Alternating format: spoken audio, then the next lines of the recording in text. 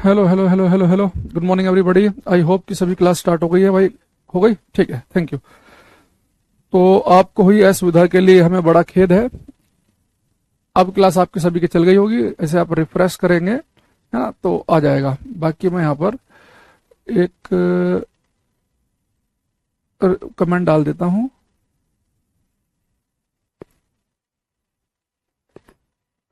हम्म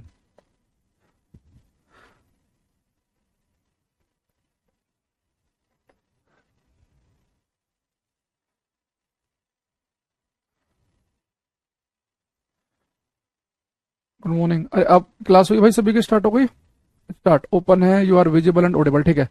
तो आज यार थोड़ा सा कुछ टेक्निकल इशू हो गया, पता नहीं कैसे। तो उस वजह से आपकी जो क्लास है वो स्टार्ट हुई है जस्ट अभी।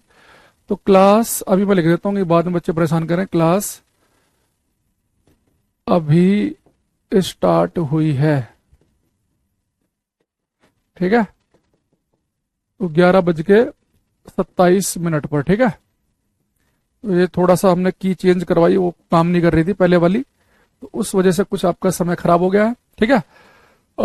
गणपति, नितिन, धीरज, ओम, शिवम, 1 मिनट में अब और ले लेता हूँ ताकि और बच्चे जो बार बार रिफ्रेश कर रहे होंगे वो तब तक आ जाएं और कंफ्यूज ना हो, उन्हें ये ना लगे कि क्लास 11:15 से चल रही है और वो उनकी क्लास खराब होगी। किसी क्लास खराब नहीं है, बिल्कुल। हम जस्ट अभी 11:27 से क्लास स्टार्ट हुई है, अभी 11:28 हुए हैं। तो बस मैं 1 आध मिनट में क्लास शुरू करने वाला हूँ। अच्छा, आई होप कि आप सारे बढ़िया होंगे, एकदम फर्स्ट क्लास। अच्छा, पहले तो गलती छोटी सी मेरी हो गई, उसमें ना एक जगह हमें कुछ लिखना होता अलाइव करके, और मैंने जल्दीबाजी में ना उसमें केवल ALVE कर दिया, तो शुरू में तो सबसे गड़बड़ हो गई। अच्छा, तब तक मैं उस कमी को ढूंढ पाया, तब तक पीछे वालों ने उन्होंने की चेंज कर दी। उन्हें लगा कि की में कुछ दिक्कत है, तो एक शब्द की वजह से, इस आई की वजह से ये आपकी जो क्लास है भाई वो मेरी गलती है, मैंने जल्दीबाजी में ध्यान नहीं दिया, ठीक है।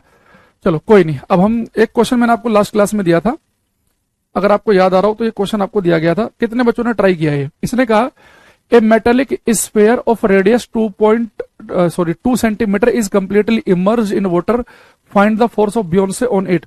2 सेंटीमीटर त्रिज्या का धातु गोला पूरी तरीके से पानी में डूबा हुआ है, उस पर उत्प्लावकता बल ज्ञात कीजिए। तो याद करो, मैंने आपको पिछली क्लास में एक फॉर्मूला बताया था कि जब भी पेपर में आपसे उत्प्लावन बल के बारे में पूछे, आपसे इस बियोंट फोर्स के बारे में पूछे, तो उत्प्लावन बल का फॉर्मूला क्या था? DVG।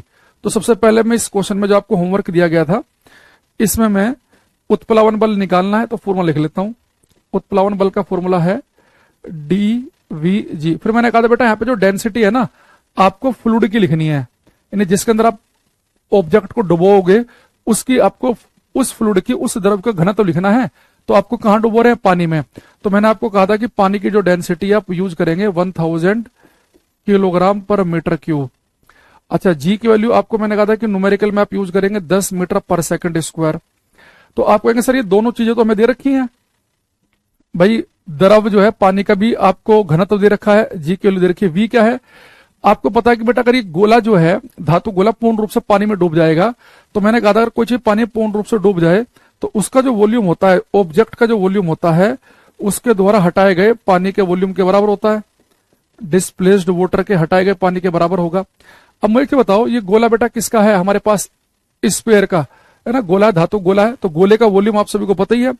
तो गोले का वॉल्यूम कितना होता है? 4/3 पाई r क्यूब। तो बस आपको वॉल्यूम निकाल लो, जो ऑब्जेक्ट का वॉल्यूम होगा उतना ही पानी को हटाएगा। तो 4/3, एक काम करना आप यहाँ पाई की वैल्यू 3.14 की जगह 3 ही लिख लेना, ताकि आपको ना कैलकुलेशन थोड़ी आसान रहे। आर की वैल्यू कितनी है? 2 सेंटीमीटर, लेकिन 2 सेंटीमीटर को मीटर बदलने के लिए 100 से डिवाइड करते हैं, पर आर का क्यूब है, कम 3 बार करना पड़ेगा।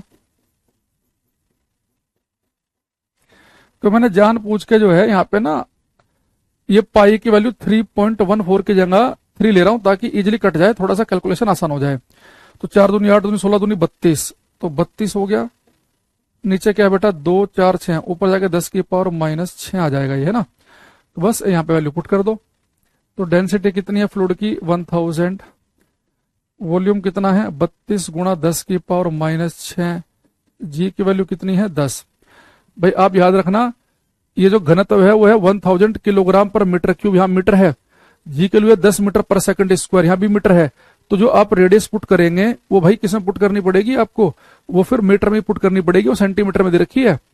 तो ये कितना हमारे पास जी की वैल्यू है 10, तो 3 ये और एक 4, तो 32 गुणा 10 की पावर -2 न्यूटन, या आप लिख सकते हैं 3.2 गुणा 10 की पावर माइनस, या फिर ऐसे कर लो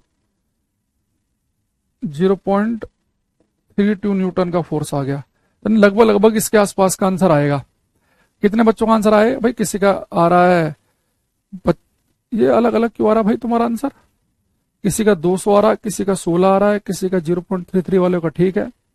भाई एक बात समझो, आपसे अभी तक एक ये फॉर्मूला याद नहीं हुआ? 4 क्वेश्चन पिछली क्लास में कराए कि जब भी कोई वस्तु पानी में जाए और उस पर आपको उत्प्लावन बल निकालना हो, एक ही तो फॉर्मूला पढ़ा है क्लास में कि अगर कोई वस्तु को आप किसी फ्लूइड में किसी द्रव में डालोगे तो मैंने आपसे कहा था कि भाई उत्प्लावन बल का फॉर्मूला आएगा डीवीजी।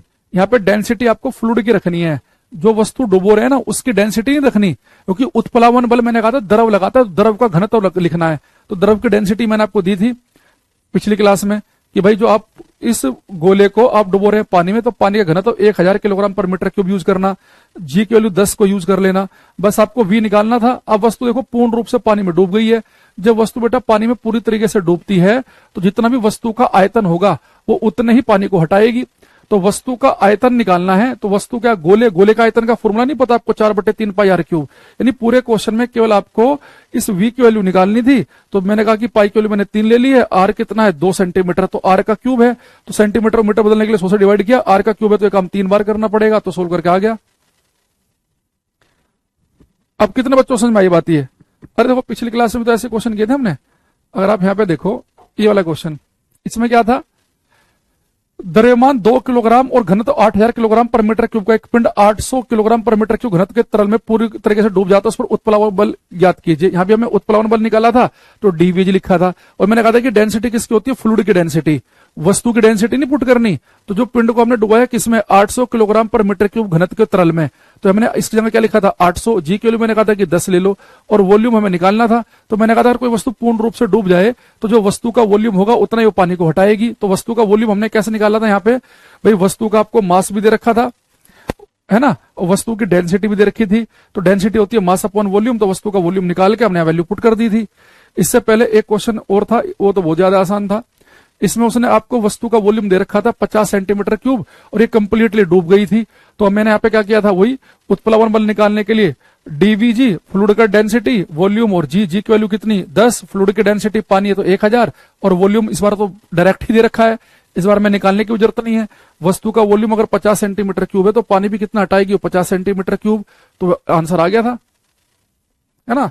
तो भाई पढ़ के आया करो क्लास में ना, ऐसे मत आया करो उठा के, और जीवन में अगर थोड़ी बहुत पहले मेहनत नहीं की है ना तो हर चीज भी यहाँ क्लास में समझ में नहीं आ सकती। सरकारी नौकरी ऐसे नहीं मिलती कि जीवन में कभी कुछ कराना हो और तुम सोचो कि सीधे आके यहाँ पर ABCD भी सीख जाए। हम ABCD आनी चाहिए, वर्ड हम सिखा देंगे, है ना। इतने क्वेश्चन करा लिया यार, तुम 3 चीजों की मल्टीप्लाई नहीं कर पा रहे हो, सोच रहे हो क्या लेवल बताओ मैं तुम्हारा। DVG जिसमें G पता 10 है, फिक्स है, जिसमें D फिक्स है, पेपर में देगा ही देगा कि वस्तु की फ्लूइड जो है जिसमें वस्तु डूब रही है उसकी डेंसिटी भी देगा। आपको एक V चाहिए होता है, वो V नहीं निकाल पा रहे यार तुम। V या तो कई बार क्या हो जाए वस्तु पूर्ण रूप से डूबेगी, जो भी वस्तु का वॉल्यूम बस वही V है। तो वस्तु का वॉल्यूम एक केस में आपको डायरेक्ट दे रखा था, एक में गोला है तो गोले का वॉल्यूम 4/3 पाई आर क्यूब होता है। एक में वॉल्यूम कैसे निकाला था, वस्तु की डेंसिटी, वस्तु का मास दे रखा था, तो डेंसिटी होती है मास अपन वॉल्यूम, वहां से निकाल लिया। लेकिन दिक्कत है कि पढ़ेंगे तो कुछ होगा है, बाकी तो अगर केवल टाइम पास करना है तो इतने आसान आसान क्वेश्चन मैं करा दूंगा, आपको मजा आ जाएगा, पर पेपर में कुछ नहीं हो पाएगा, है ना। पेपर के लिए पढ़ना है तो भाई थोड़ा सा मेहनत करनी पड़ेगी। और ट्राई जिस बच्चे ने नहीं किया ना क्वेश्चन घर पे, बाद में उसका सिलेक्शन एक का भी नहीं होगा, याद रखना। एक का भी सिलेक्शन हो जाए तो मुझे बता देना, क्योंकि आप सीरियस ही नहीं हो तो क्या करोगे। इसने कहा है एक बॉडी है जिसका मास 2 किलोग्राम है, वो फ्लोट कर रही है, देखो इस बार बेटा डूब नहीं रही है, ये बॉडी फ्लोट कर रही है लिक्विड में, तो कह रहा है कि बियॉन्ड फोर्स क्या होगा। तो मैंने कहा था कि जब वस्तु फ्लोट करे यानी इक्विलिब्रियम की कंडीशन आ गई, साम्य अवस्था की, जब वस्तु फ्लोट कर रही है डूब नहीं रही है, तब तो बियॉन्ड फोर्स निकालना बड़ा आसान है। जब वस्तु फ्लोट करती है, ये इक्विलिब्रियम पोजीशन आ गई, जहां पर भी फ्लोट कर रही है मान लो वो, अब मैंने कहा था कि जितना वस्तु का वेट होगा उतना ही उत्प्लावन बल लगेगा, तो यहां पे तो आप सीधे उत्प्लावन बल निकाल सकते हैं mg से।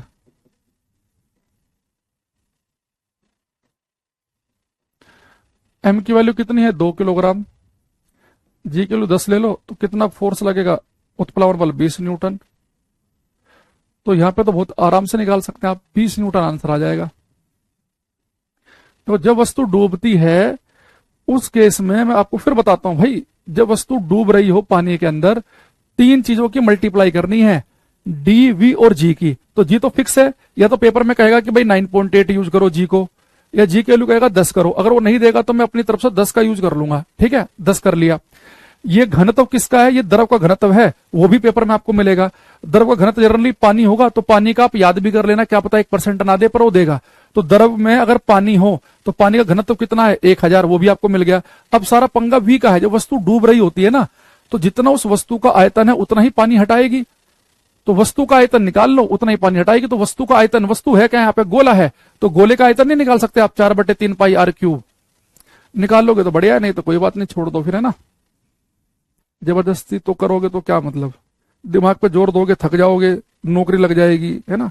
नौकरी लगने से दिक्कत भी है, फिर जो अभी आराम से हम सो के उठ रहे हैं 11 बजे, वो काम नहीं हो पाएगा, फिर नौकरी पे जाना पड़ेगा, है ना। सुबह को तैयार भी होना पड़ेगा, नहाना भी रोज पड़ेगा, तो क्यों इतनी टेंशन लेनी, है ना। टेंशन पड़ोसी लेगा तो नौकरी पड़ोसी की लगेगी। घर वाले खाना दे ही देंगे, 2-4 सुना के दे देंगे, डायरेक्ट नहीं देंगे तो। चलो अब यहाँ देखो, अगले बात में हम, अभी बेटा मेरे पास में फिर से मैं यहाँ पे एक पिंड ले रहा हूं, ये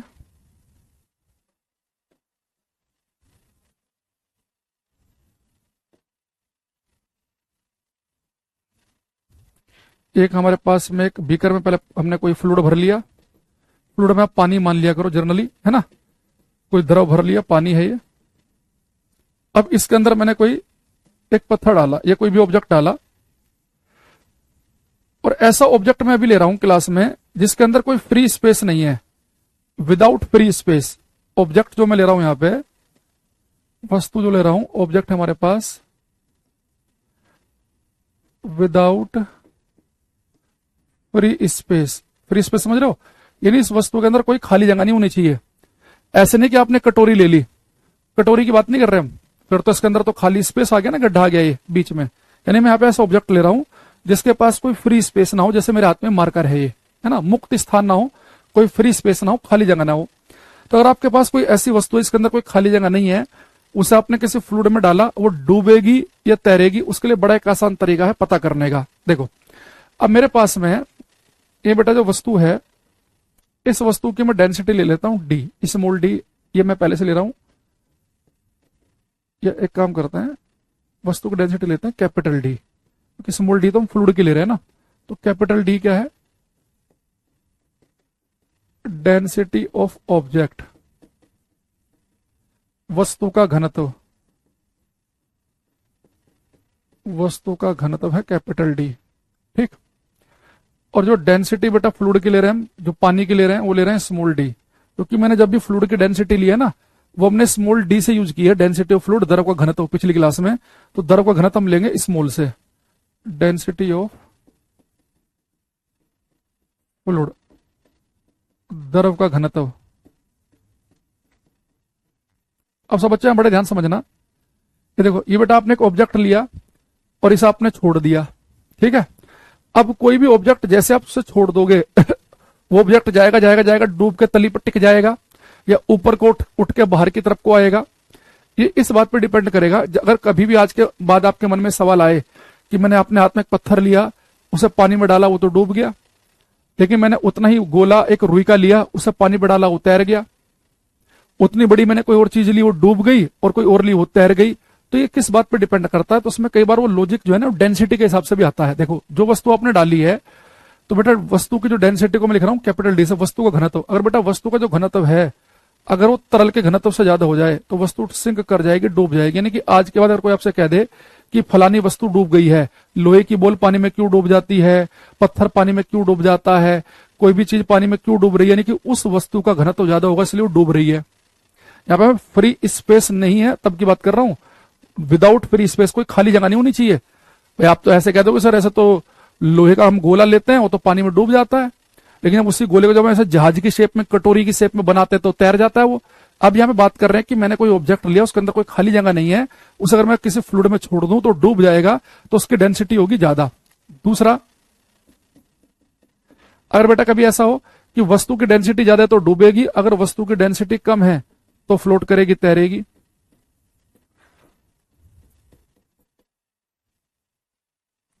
यानी कि जितनी भी चीजें आपको दिखाई देती हैं अपने आसपास जो आपको पानी में तैरते हुए दिखें, जैसे बर्फ आपको पानी में तैरते हुए दिखाई दे रहा है, आपको रुई का गोला पानी में तैरते हुए दिखाई दे रहा है, हर वो चीज जो तैर रही है उसकी डेंसिटी कम है, और वो हर चीज जो डूब रही है उसकी डेंसिटी कैसी है, ज्यादा।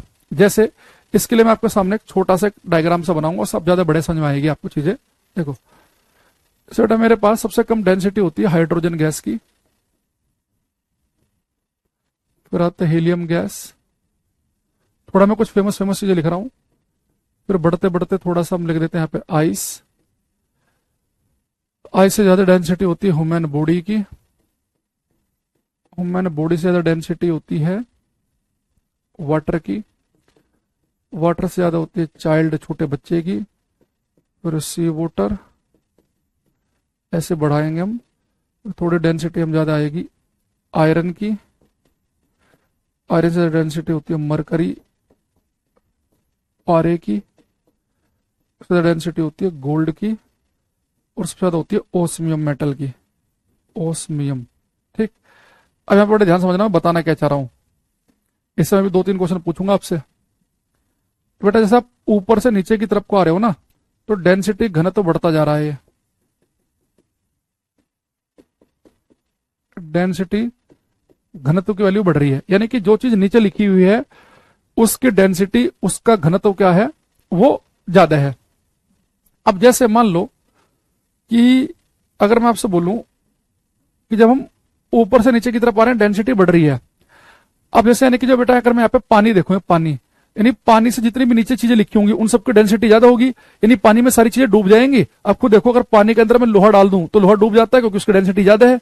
पानी के अंदर मैं लोहा सोना डाल दूंगा वो भी डूब जाएगा, मरकरी डाल दूंगा वो भी डूब जाएगा, तो नीचे की सारी चीजें डूब जाएंगी। लेकिन पानी से जो ऊपर वाली चीजें हैं ये सारी पानी के अंदर तैरेंगी क्योंकि डेंसिटी कम है। आप खुद देख लो कि पानी से नीचे वाली चीजों की डेंसिटी ज्यादा तो वो पानी में डूबेंगी, ऊपर वालों की डेंसिटी कम तो तैरेंगी। तो क्या पानी में आइस तैरती है? आप कहेंगे बिल्कुल तैरती है, क्योंकि जो हमारे पास में जो ये होता है वाटर जो होता है इसकी डेंसिटी होती है 1000 किलोग्राम पर मीटर क्यूब, और इसकी जो डेंसिटी होती है वो होती है 900 किलोग्राम पर मीटर क्यूब, यानी आइस की डेंसिटी कम है इसलिए आइस पानी के अंदर तैरता है। आइस जो है वो पानी के अंदर तैरेगा। ठीक, दूसरी चीज ह्यूमन बॉडी जो है बेटा इसकी डेंसिटी भी होती है लगभग 980 किलोग्राम पर मीटर क्यूब, यानी कि मनुष्य का जो शरीर है पानी में डूबता नहीं है, मनुष्य का जो शरीर है वो पानी के अंदर डूबेगा नहीं। अगर मुझे बिल्कुल तैरना नहीं भी आता, अगर वो पानी घूमने वाला नहीं है, तेज भाव वाला पानी नहीं, स्विमिंग पूल का सादा मतलब शांत पानी है, और मैं उसके अंदर उतर जाऊं तो मैं सब पूर्ण रूप से नहीं डूबूंगा, हाँ मर जरूर जाऊंगा। आप हो गया, आप कैसी बातें कर रहे हो, जब तैरना नहीं आता आप डूबोगे नहीं, मर कैसे जाओगे? देखो जब मैं पानी के अंदर उतरूंगा ना, भाई पानी की डेंसिटी है 1000, पानी की डेंसिटी 1000 है, और ह्यूमन बॉडी की कितनी है 980 है ना। तो शरीर जो है मनुष्य की जो डेंसिटी है वो पानी की डेंसिटी की लगभग 98% है, यानी जब हम पानी के अंदर उतरते हैं ना तो हमारा शरीर का 98% हिस्सा पानी के अंदर रहता है। तो 98% में इतना हिस्सा पानी के अंदर रहेगा, 2% में केवल सर बाहर दिखेगा, तो नाक से ऊपर मुंह से ऊपर पानी है तो इसलिए मर जाएंगे। तो मनुष्य जब पानी के अंदर उतरता है तो पूर्ण रूप से डूबता नहीं है। अगर पानी अगर वो घूमने वाला ना हो, अगर शांत पानी हो, तो आपके शरीर का 98% हिस्सा ही पानी के अंदर रहता है, 2% बाहर रहता है, पर 2% में तो केवल इतना हिस्सा ही बाहर रहेगा। अगर पानी में ना और मुंह में आपके पानी घुसने लगेगा तो आप हाथ पैर ऐसे मारोगे, तो 2% में हो सकता है कि आपका हाथ ही निकल जाए, सर पूरा का पूरा ही डूब जाए। तो अगर मनुष्य बिल्कुल पूर्ण रूप से पानी में उतर भी जाए तो उसका शरीर केवल 98% पानी के अंदर रहेगा, 2% बाहर रहेगा, पर वो मरेगा क्योंकि 2% में केवल उसका सर का इतना हिस्सा बाहर रहेगा। लेकिन जो छोटा बच्चा है, जो छोटे बच्चे होते हैं उनका शरीर ज्यादा डेंस होता है, वो पानी में पूर्ण रूप से डूब सकते हैं। छोटा बच्चा हो सकता है कि पानी में अगर गिर जाए तो ऊपर को दिखे ही ना जरा सा भी, वो पानी में नीचे को बैठता चला जाएगा, उसका शरीर ज्यादा डेंस होता है। जो बड़े आदमी होते हैं उनका डेंसिटी थोड़ी सी कम होती है पानी की डेंसिटी से, तो शरीर का हल्का फुल्का हिस्सा बाहर को दिखेगा। लेकिन जब व्यक्ति मर जाता है ना, तो कुछ गैसें डिकम्पोज होती हैं बॉडी में, तो शरीर थोड़ा फूल जाता है। तो फूलने से क्या होगा, शरीर का वॉल्यूम बढ़ जाएगा। और हम सब ने पढ़ रखा है कि डेंसिटी क्या होती है, मास अपॉन वॉल्यूम।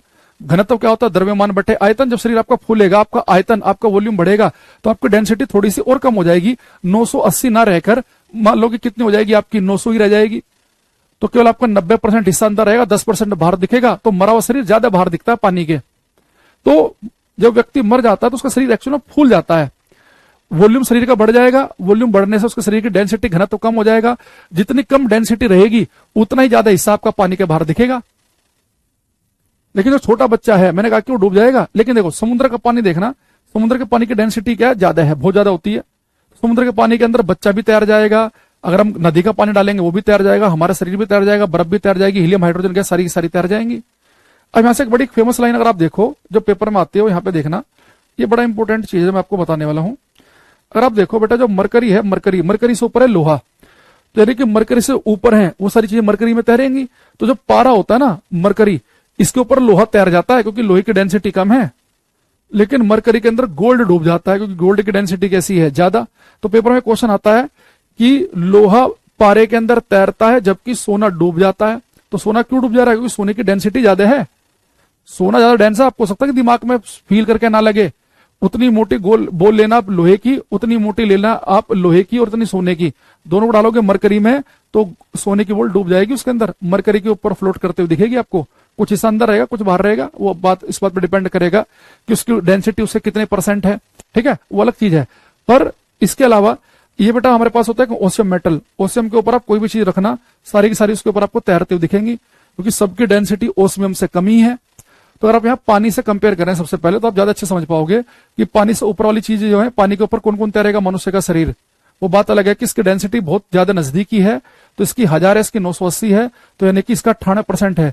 तो 98% हिस्सा डूब जाएगा, 2% बाहर रहेगा इंसान का। आइस जो है 900 1000 यानी कि 90%, तो आइस 90% अंदर डूबती है, 10% हिस्सा बाहर रहता है।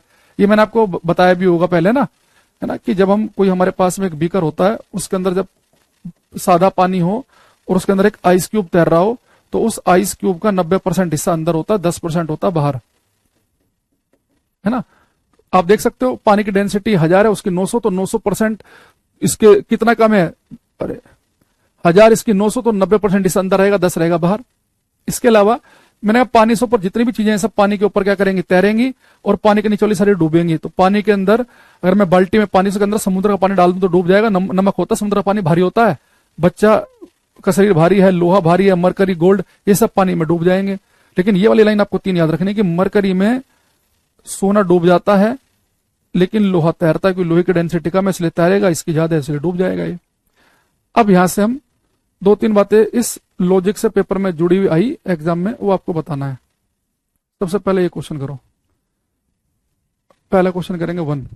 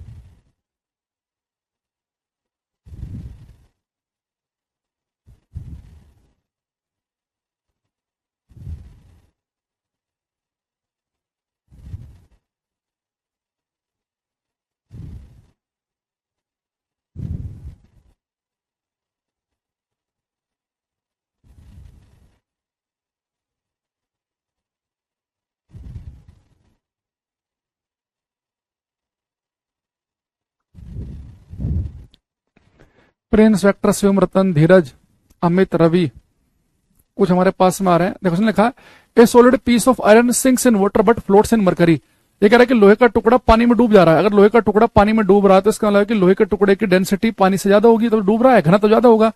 और पारे में तैराने के पारे से कम होगा। भाई लोहा अगर पानी में डूबा तो लोहे का घनत्व तो पानी से ज्यादा है, तो इसलिए डूब रहा है, और पारे से कम होगा इसलिए तैर रहा है। तो यहाँ पे ऑप्शन कौन सा ठीक है, ज्यादातर बच्चों का आंसर आ रहा है यहाँ पे D, density of iron is more than that of water. लोहे का घनत्व पानी की तुलना में अधिक है, अगर लोहे का घनत्व पानी की तुलना में अधिक है तो लोहा पानी में डूब जाएगा, लेकिन पारे से कम है तो पारे में तैरेगा। बिल्कुल ठीक है, तो डी वालों को बिल्कुल सही है। जो बच्चा सी कह रहा है density of iron is more than that of water as well as mercury. भाई देखो, अगर आयरन की डेंसिटी लोहे का घनत्व पानी के साथ साथ पारे से भी अधिक होता तो फिर लोहा पानी में भी डूबता, पारे में भी डूबता, तो गलत हो गया। ये बाकी सारे ऑप्शन गलत हैं। भाई आपको सिंपल सा लॉजिक याद रखना है, जिसका घनत्व ज्यादा है, अगर घनत्व ज्यादा है तो वस्तु डूबेगी और कम है तो तैरेगी। यहां देखेंगे, इसने लिखा है which one of the following is correct sequence of the given substance in decreasing order of their density. कह रहा कि इनके घटते हुए क्रम में लिखो, इनके घनत्व के, इनके डेंसिटी के घटते हुए क्रम में आपको लिखना है। जो पीछे मैंने लॉजिक दिया था उस लॉजिक के तहत आप इसको क्वेश्चन को कर सकते हैं। अंकित, राजेश, शेखर, गजाला, सुजाता, प्रिंस, टिंकू, क्वेश्चन का नंबर नहीं लिख रहे हो आप लोग। एक गजाला ने तो लिखा है, जो खाली डी डी लिख रहे हैं सबका गलत माना जाएगा।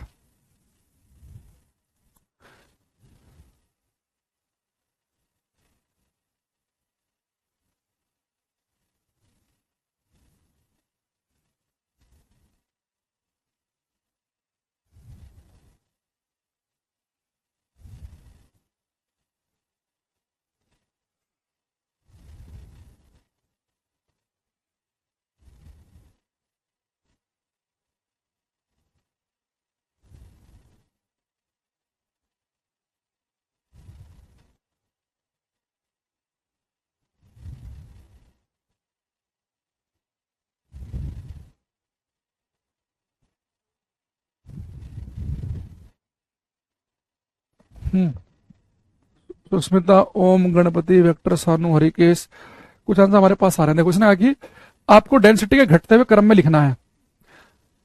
तो बेटा आपको भी मैंने एक चीज बताई थी कि लोहा पानी में डूब जाता है, लोहा पानी में नहीं, सॉरी, लोहा मरकरी पारे में तैरता है, जबकि सोना डूब जाता है। यानी कि सोने की डेंसिटी होनी चाहिए सबसे ज्यादा, तो सोने की डेंसिटी ज्यादा होनी चाहिए कि सोना तो मरकरी में डूबता है, तो सोने की डेंसिटी सबसे ज्यादा है, उससे कम है मरकरी की, सबसे कम है स्टील की। स्टील यानी वही लोहा समझ लो। तो बेटा लोहे की डेंसिटी घनत्व अगर ज्यादा है तो लोहा मरकरी में डूबेगा, ये होता ही है, लोहा मरकरी में डूब जाता है। स्टील लोहे की डेंसिटी अगर मरकरी से कम है तो स्टील मरकरी में तैरेगा, बात बिल्कुल सही है, तो 20 का करेक्ट आंसर है।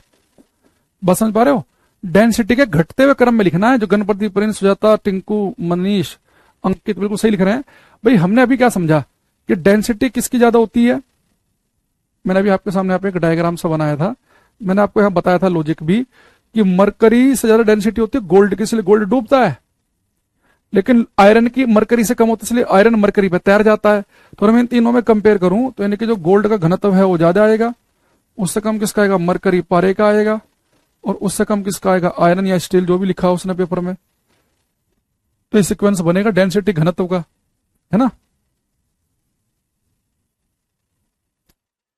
अब यहां पर एक बात मुझे और बताओ, जैसे हम इस क्लास में बार बार पढ़ रहे हैं कि जब भी कोई वस्तु किसी फ्लूइड में, किसी द्रव में उतरेगी, नहीं समझ में आया कोई बात नहीं, है ना, पढ़ते रहो, आ जाएगा। तुम्हारा ध्यान पढ़ाई में तो है नहीं, कमेंटबाजी में है। राकेश, जब से मैं देख रहा हूं तुम्हारे कमेंटबाजी कर रहे हो, तो कहां से समझ में आएगा तुम्हें, है ना। तुम टाइम पास कर रहे हो, तुम्हारा वैसे भी कुछ होना नहीं है, क्योंकि तुम मूर्खता की सारी सीमाओं को लांघ चुके हो। टीचर कोई कॉन्सेप्ट बता रहा है, आपको उससे मतलब ही नहीं है, आपके अपने कमेंटबाजी चल रही है जब से तुम क्लास में आए हो। 50 कमेंट कर लिए तुमने, तुम्हें दिखने ना कोई चीज बता रहे हो, एक बार कंप्लीट हो जाए, बस करे जा रहे हो। पिछली क्लास में आए नहीं, कोई क्लास लेनी नहीं है, हाथ में पेन नहीं है, मोबाइल चला के बैठ गए, नहीं आया, बहुत अच्छी बात है, नहीं आना भी नहीं चाहिए। अब देखो, जब भी कोई वस्तु बेटा किसी फ्लूइड में होती है तो मैंने कहा था कि उसके ऊपर एक ब्योंट फोर्स उत्प्लावन बल लगता है। तो उत्प्लावन बल किस पर डिपेंड करता है, एक तो फ्लूइड की डेंसिटी पर, है ना।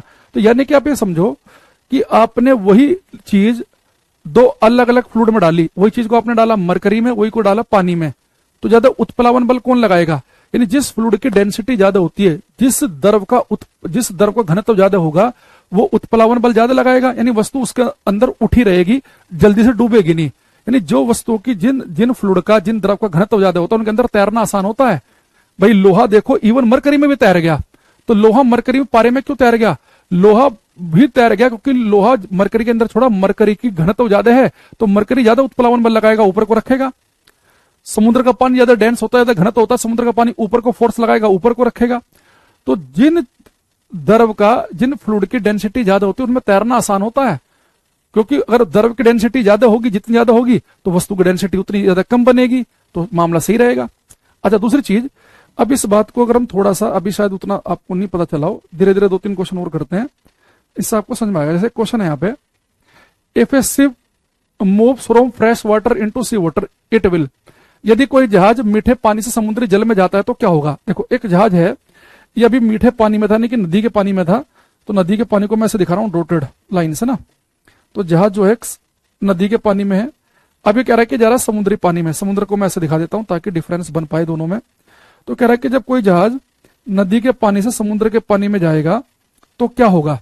ये कह रहा है कि पूर्ण रूप से डूब जाएगा, थोड़ा सा डूबेगा, थोड़ा सा ऊपर को उठेगा, वैसा का वैसे ही रहेगा, ये बताना आपको। अब ये भाई राहुल को भी ब्लॉक करो अरविंदी से, जो भी ऐसे बच्चे फालतू कमेंट करें ना, सबको उड़ाओ इन्हें क्लास से। ये कह रहा है कि यदि कोई जहाज मीठे जल से समुद्री जल में चला जाता है तो क्या होगा। अब देखो, ये बेटा जहाज जो है, पहले आपका मान लो ये नदी के अंदर था और इतना डूब के चल रहा था नदी में, लेकिन जैसे बेटा जहाज जो है रिवर से पहुंचेगा सी में, तो आपको पता है कि जो समुद्र का पानी होता है इसके अंदर नमक घुला होता है, इसकी डेंसिटी घनत्व ज्यादा होता है, तो अगर इसका घनत्व ज्यादा है तो ऊपर को उत्प्लावन बल ज्यादा लगाएगा, क्योंकि उत्प्लावन डिपेंड ही इस बात पे करता है कि फ्लूइड की डेंसिटी कितनी ज्यादा है, तो ज्यादा मात्रा में फोर्स लगाएगा, यानी कि जहाज थोड़ा सा उठ जाएगा, यानी अब ये पहले से ज्यादा उठ के चलेगा। अगर ये पहले नदी के पानी में इतना डूबा हुआ था तो समुद्र के पानी में तो कम ही डूबा हुआ है, कम डूब रहा है, तो ऊपर की तरफ को उठ जाएगा। तो आंसर क्या बनेगा इसका, सी ऑप्शन। ये पेपर में क्वेश्चन आता है कि जब कोई जहाज नदी से समुद्र में जाएगा, ऐसे में बोल दूं कि किसी पत्थर को पानी की जगह या किसी पत्थर को, या मतलब कोई भी ऑब्जेक्ट को पानी की जगह मरकरी पारे में रखेंगे तो क्या होगा, तो मरकरी पारे का घनत्व ज्यादा है तो ऊपर को उठा देगा, यानी कि वो ऑब्जेक्ट थोड़ा ऊपर को उठ जाएगा, उत्प्लावन बल ज्यादा लगेगा उसके ऊपर। तो सी ऑप्शन सबका ठीक है। अच्छा, इसी के जैसा एक क्वेश्चन और है,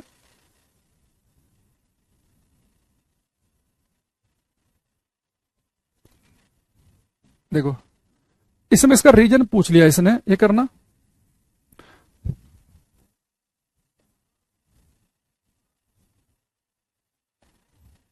उठता है कर लेना। ये कह रहा है कि जब कोई जहाज नदी से समुद्र में प्रवेश करता है तो वह ऊपर उठता है, क्योंकि पहले क्वेश्चन में तो उसने पूछा कि क्या होगा, तो पहले में तो हमने बता दिया कि जब कोई जहाज नदी से समुद्र में जाएगा तो ऊपर उठेगा। इस बार खुद कह रहा है वो कि जहाज नदी से समुद्र में गया तो ऊपर उठ रहा है, तो उसकी वजह क्या है।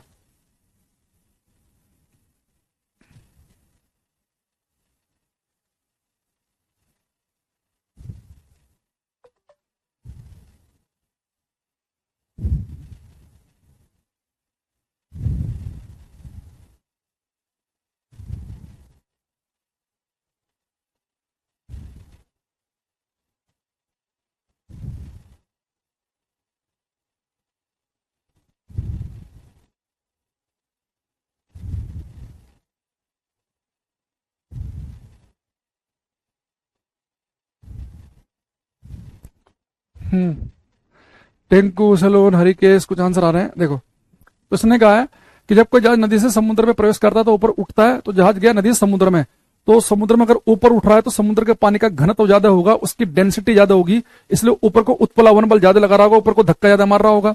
तो salt water of the sea is denser, तो ये इसका सही आंसर है। सही बच्चा ठीक दे रहा है। अगर री वाटर बेटा, अगर रिवर के पानी की डेंसिटी तो कम होती है, वैसे गलत है ये, तो ये बाकी फर्जी ऑप्शन है ना। ऐसे कई बार एक आसान सा क्वेश्चन ये आ जाता है,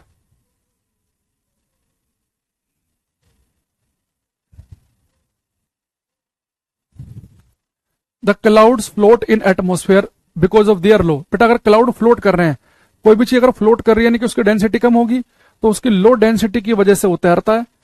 भाई, जो बादल होते हैं उनकी डेंसिटी कम होती है, इसलिए हवाओं के ऊपर तैर जाते हैं वो, तो जो भी चीज की डेंसिटी लो होगी वो तैरेगा, है ना।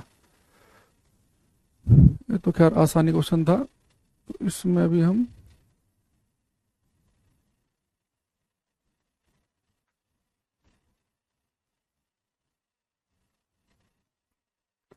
अब ये वाला जो क्वेश्चन है ना, ये वाला अगर आपने कर दिया यानी कि फिर मामला हो जाएगा एकदम सही, आपको यानी कि चीज आगे समझ में। इसने कहा है अलग अलग धातुओं के दो टुकड़े जब पूरी तरीके से पानी में डूब जाते हैं तो समान उत्प्लावन बल का अनुभव करते हैं। जब ये कह रहा है कि दो अलग अलग धातु के टुकड़े हैं और पूरी तरीके से पानी में डूब गए, लेकिन उनके ऊपर अगर समान उत्प्लावन बल लग रहा है तो ऐसा कब हो सकता है? ये चार ऑप्शन देखेंगे ध्यान से और इन्हें पढ़ेंगे। क्वेश्चन नंबर 20 को, राजेश, रतन, विक्की, प्रिंस, जीत राम, वेक्टर, टिंकू, सब करो ये।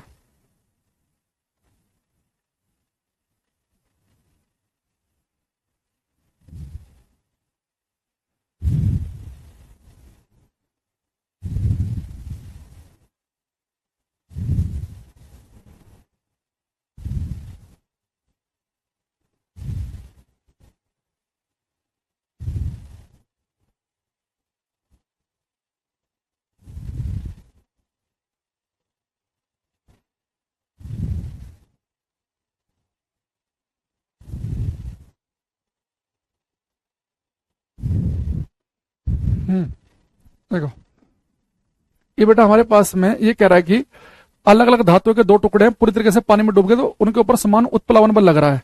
तो दोनों पानी के अंदर हैं, दोनों के दोनों, ये वाला भी और ये वाला भी। अब ये कह रहा है कि एक धातु का टुकड़ा ये है, एक ये, दोनों पानी के अंदर डूब गए हैं, और कह रहा है कि दोनों पे उत्प्लावन बल सेम लग रहा है, सेम। तो ऐसा संभव कब हो सकता है?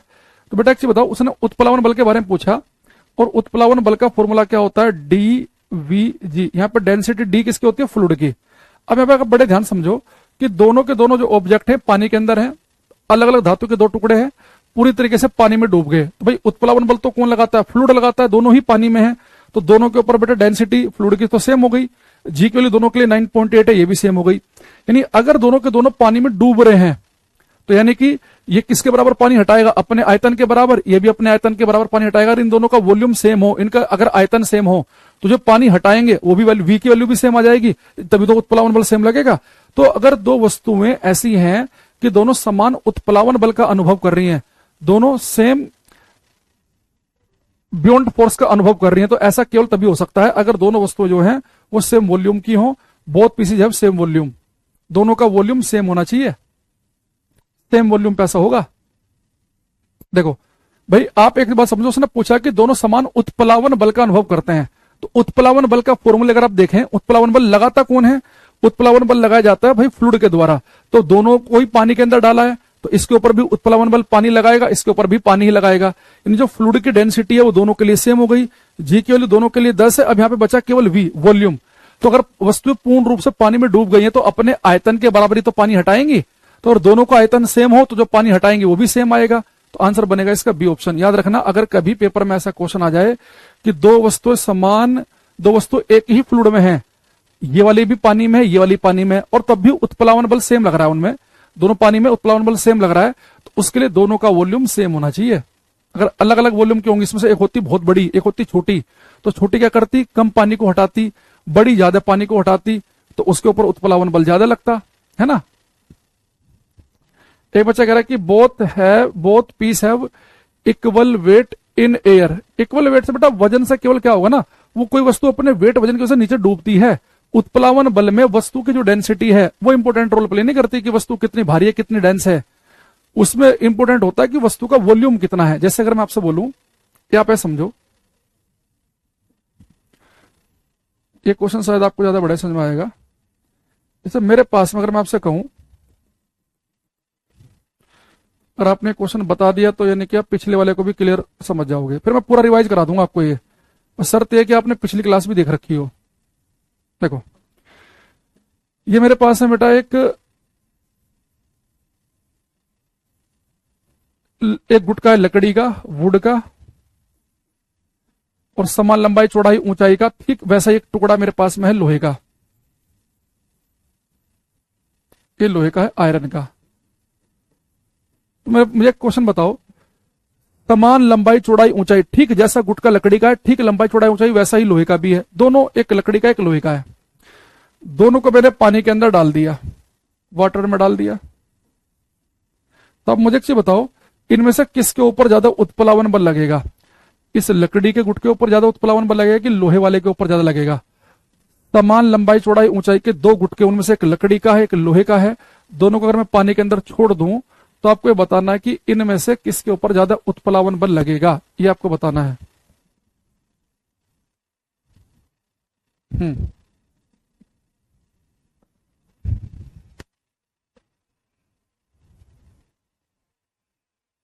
जीतराम भाई, इतना तो मैं, तुम्हें लग रहा लाइफ टाइम एक वो मिल जाना चाहिए फिर, क्या कहते हैं उसे, मेंबरशिप। मैंने पूछा कि उत्प्लावन बल किसके ऊपर ज्यादा लगेगा। ओम का सही आंसर है। सूरज, प्रिंस सबका गलत है ये।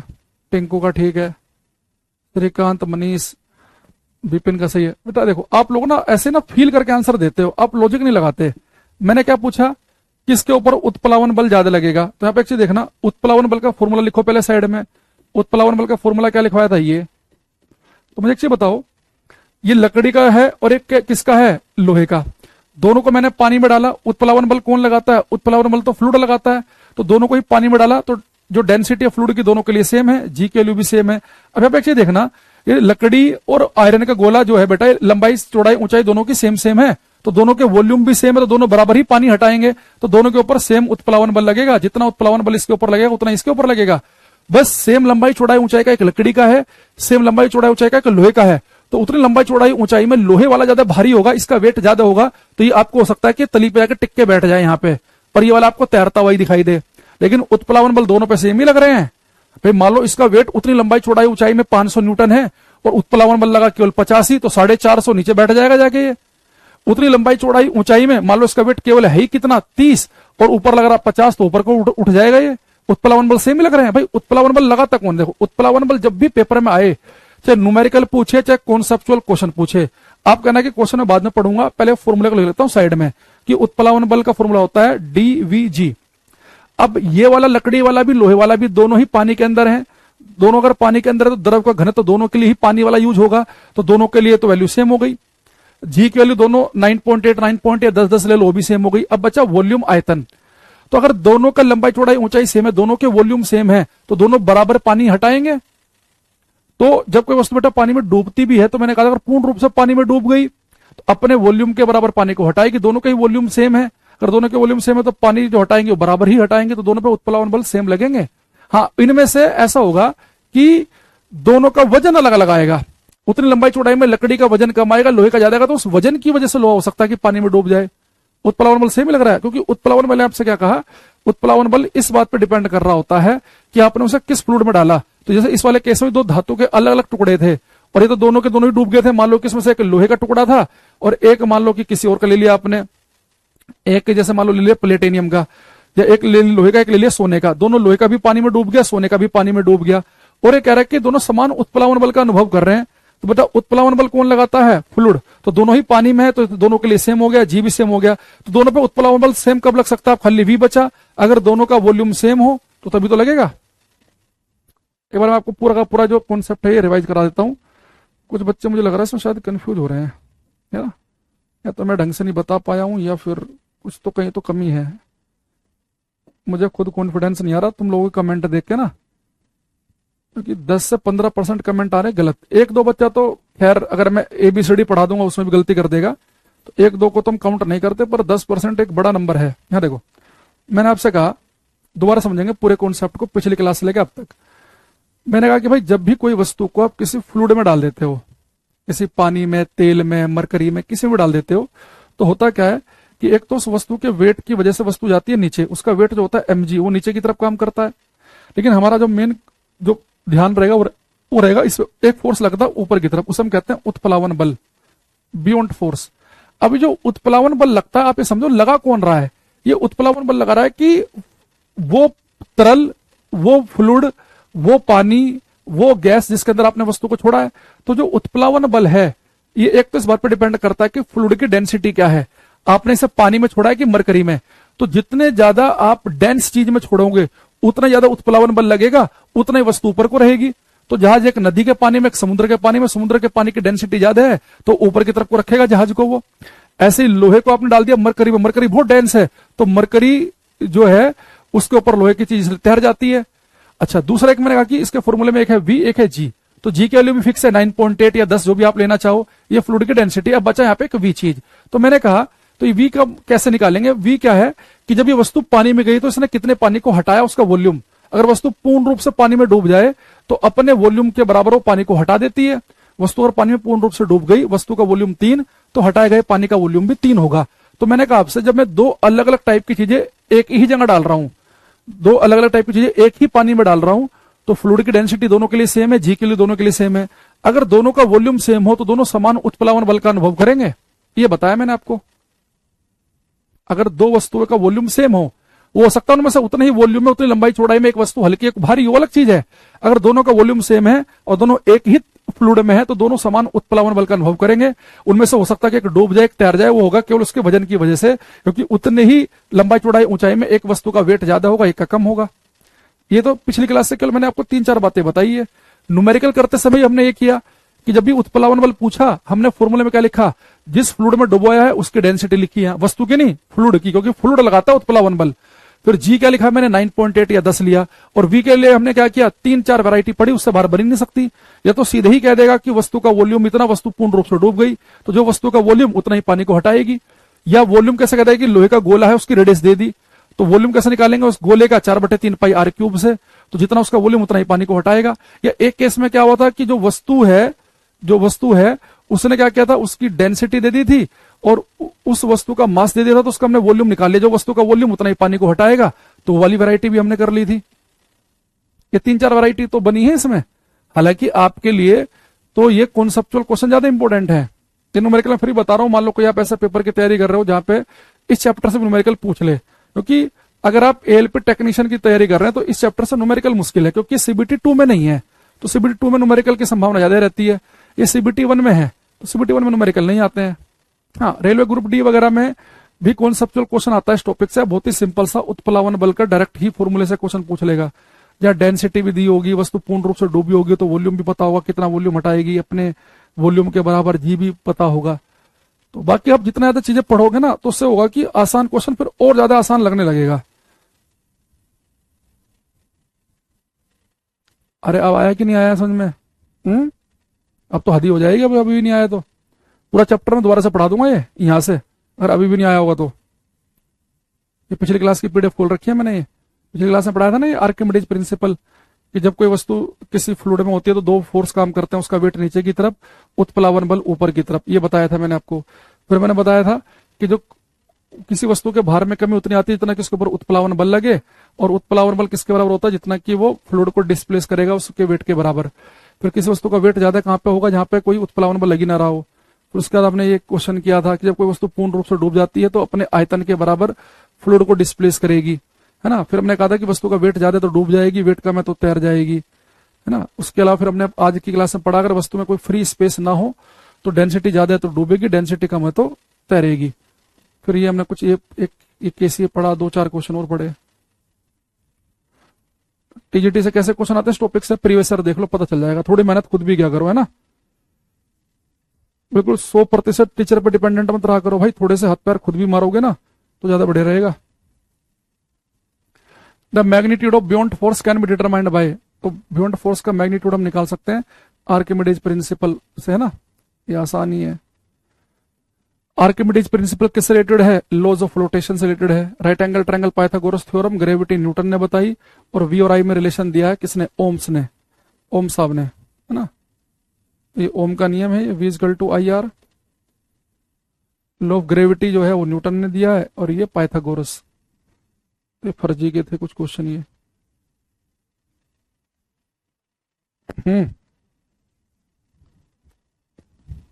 आ गया, अब आगे बढ़ सकते हैं हम। तो आर्किमिडीज प्रिंसिपल से मैं फिर से बता देता हूं आपसे कि आर्किमिडीज प्रिंसिपल में एक तो बात आपको याद रखनी है, अगर किसी वस्तु का घनत्व डेंसिटी ज्यादा है तो वस्तु पानी के अंदर डूब जाएगी, डेंसिटी कम है तो पानी के अंदर तैर जाएगी। दूसरी बात आपको क्या याद रखनी है इसके अंदर, कि जो कोई वस्तु जब फ्लूइड में उतरते जो उत्प्लावन बल लगता है उसमें 3 चीजों की मल्टीप्लाई करनी है। फ्लूइड की डेंसिटी कितनी है, जो पानी हटाया उसका वॉल्यूम कितना है, और जी की वैल्यू कितनी है। तो फ्लूइड की डेंसिटी पेपर में देगा, जी भी देगा, जो पानी हटाएगा उसका वॉल्यूम कैसे निकालेंगे, अगर वस्तु पूर्ण रूप से पानी में डूब गई, जो वस्तु का वॉल्यूम वही हटाएगा पानी का वॉल्यूम, ठीक है। अब इसे बेटा थोड़ा सा आगे की तरफ बढ़ेंगे, तो इसमें लिखेंगे हम यहाँ पे हम पास्कल्स लॉ, पास्कल का नियम।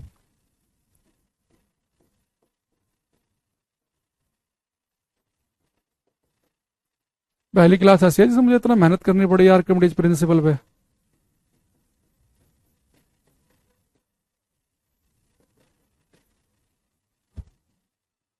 वैसे तो मैं आधे घंटे में बहुत छोटे टॉपिक चैप्टर के, तो सारे टॉपिक में छोटे छोटे मानता हूँ, आधे घंटे में खत्म कर देता हूँ। इसमें आज की क्लास हमारी 1 घंटे की लग गई। एक तो नहीं लगी, क्या रात तो खैर लेट स्टार्ट हुई थी हमारी क्लास, पिछली क्लास में भी लग गया टाइम, पता नहीं क्यों। चलो खैर जो भी है बढ़िया ही है।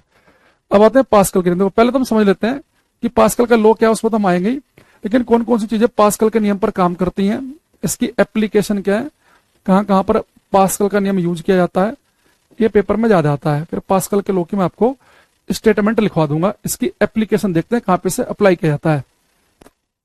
इसका डाटा यूज किया जाता है जहां पे आपको हाइड्रोलिक शब्द दिख जाए, जैसे हाइड्रोलिक ब्रेक या हाइड्रोलिक लिफ्ट, जो भारी भारी सामानों को उठाने काम आती है।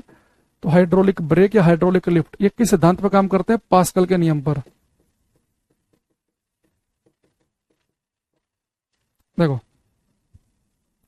जो हमारी गाड़ियों में जो हम ब्रेक लगाते हैं ना, ठीक है, कह रहा बच्चा कि बड़े बड़े शिप कैसे तैरते हैं, देखो ऐसे तैरते हैं। वो तो अभी मैंने आपको बताया कि तैरने के लिए क्या इंपॉर्टेंट है कि डेंसिटी वस्तु की कम होनी चाहिए और फ्लूइड की डेंसिटी होनी चाहिए ज्यादा। अब बड़े बड़े जहाज तो लोहे के हैं, तो लोहे की डेंसिटी ज्यादा, लोहा तो डूब सकता है, लेकिन अब मुझे डेंसिटी कैसे कम कर सकता हूं, मैं घनत्व तो कैसे कम कर सकता हूं भाई। डेंसिटी का फॉर्मूला आपने पढ़ रखा है, मास अपॉन वॉल्यूम, द्रव्यमान बटे आयतन।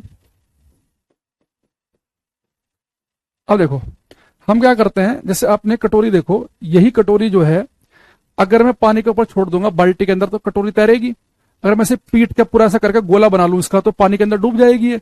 एक्चुअल में होता है क्या, जब फ्री स्पेस होता है ना, हम एक्चुअल में क्या करते हैं, इस कटोरी की जब मैंने शेप ऐसे बनाई तो इतनी जो खाली जगह है ना, ये इसकी वजह से पूरा अब ये ज्यादा जगह घेरने लगी है कटोरी। भाई इसी को पीट के मैं इतनी जगह में इकट्ठा कर दूं, इतना सा गोला बना दूं, और इसी कटोरी को मैंने पीट पीट के चौड़ा करके ऐसे शेप में बना दिया। यानी एक्चुअल में कर क्या रहे होते हैं, जो जहाज होते हैं ना, बड़े बड़े जहाज होते हैं, उनकी शेप आप देखना कुछ ऐसे होती है। तो उस समय क्या करते हैं, उनका वॉल्यूम बहुत ज्यादा बढ़ा देते हैं।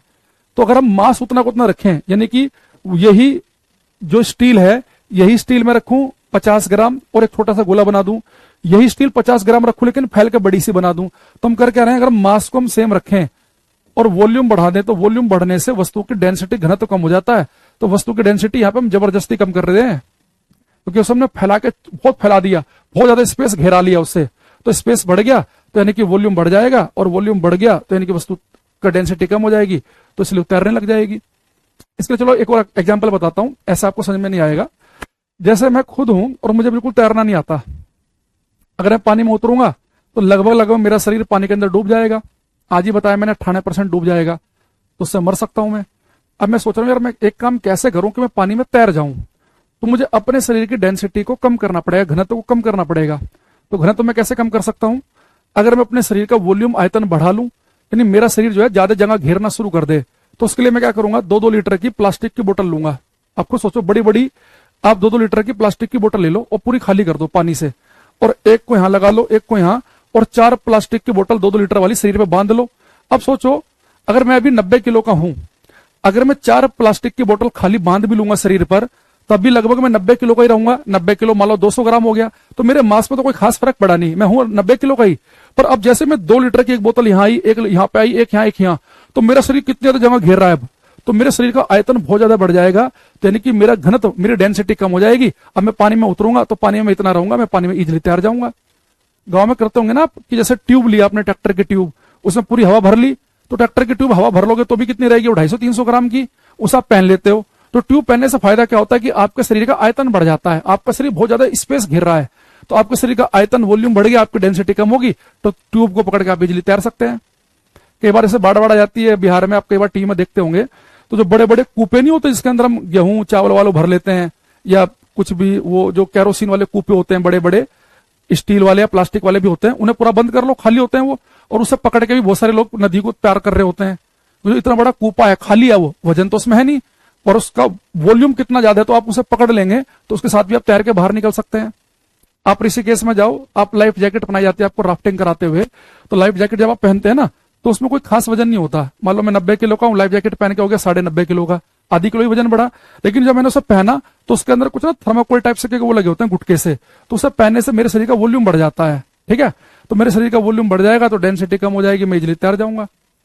तो अगर आप ऐसा है कि कोई ऑब्जेक्ट जो है उसकी डेंसिटी ज्यादा है, मान लो नॉर्मली जब उसके अंदर कोई खाली जगह नहीं है, जैसे ये है, कोई खाली जगह नहीं है और उसकी डेंसिटी ज्यादा है और उसे भी तैराना है, तो फिर उसका वॉल्यूम बढ़ाना पड़ेगा आपको।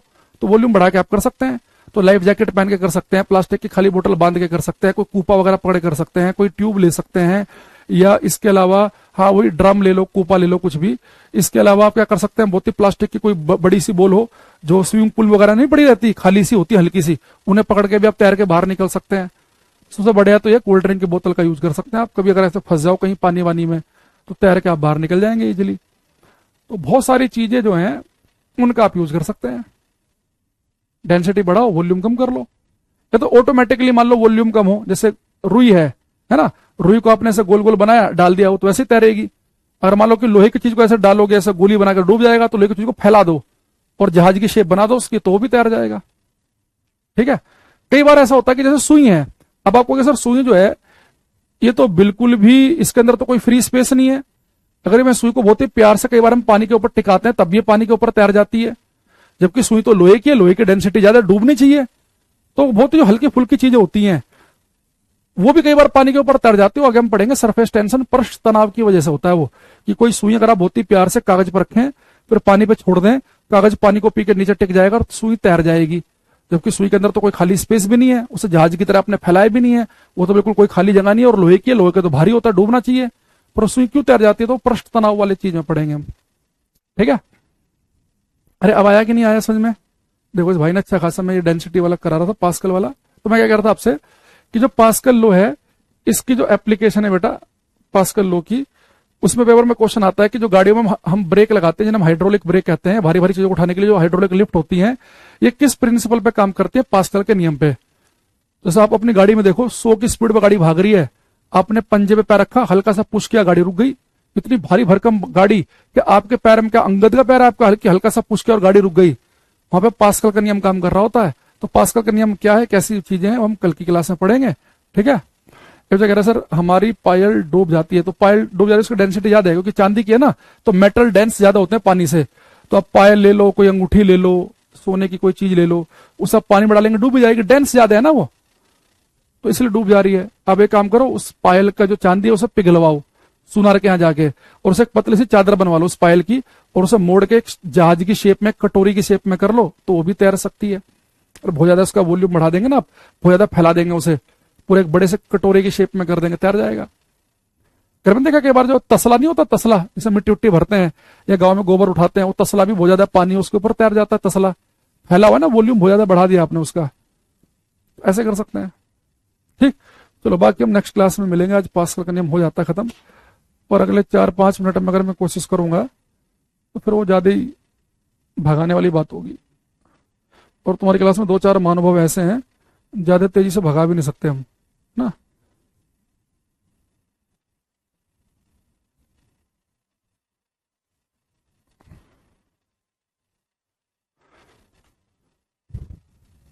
ये जो हमने आज की क्लास में क्वेश्चन कराए हैं एक बार इन्हें हटा लेते हैं।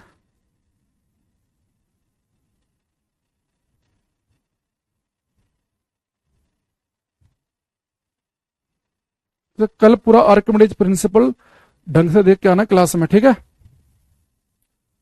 बढ़िया तरीके से। एक आध क्वेश्चन कल की क्लास में पूछूंगा मैं इससे। तो कल क्लास में पास्कल के लॉ के बाद सरफेस टेंशन पढ़ेंगे, बर्नौलीज थ्योरम पढ़ेंगे, कैपिलरिटी एक्शन। तो कोशिश करते हैं कि कल वाल को खत्म करें इसे ना, क्योंकि ज्यादा बड़ा टॉपिक नहीं है ये, और ये छोटे छोटे चीजें कॉन्सेप्चुअल पार्ट ही इसका जनरली आता है पेपर में। तो ज्यादा जो पढ़ाए होंगे बता देंगे बेटा, है ना। अभी परेशान मत हो, जो पहले पढ़ रहे हो उसे पढ़ो अच्छे से। चलो बाय। पनडुब्बी में भी यही करते हैं, जैसे पनडुब्बी के अंदर ना एक चैम्बर होता है उसमें, जैसे कि जब उसे डुबोना होता है पनडुब्बी को, तो उसके अंदर पानी भर लेते हैं, तो भारी होकर डूब जाती है वो, और जब उसे सरफेस पे लाना होता है तो सारा पानी बाहर निकाल देते हैं, तो हल्की होकर ऊपर आ जाती है। Bye, thank you everyone.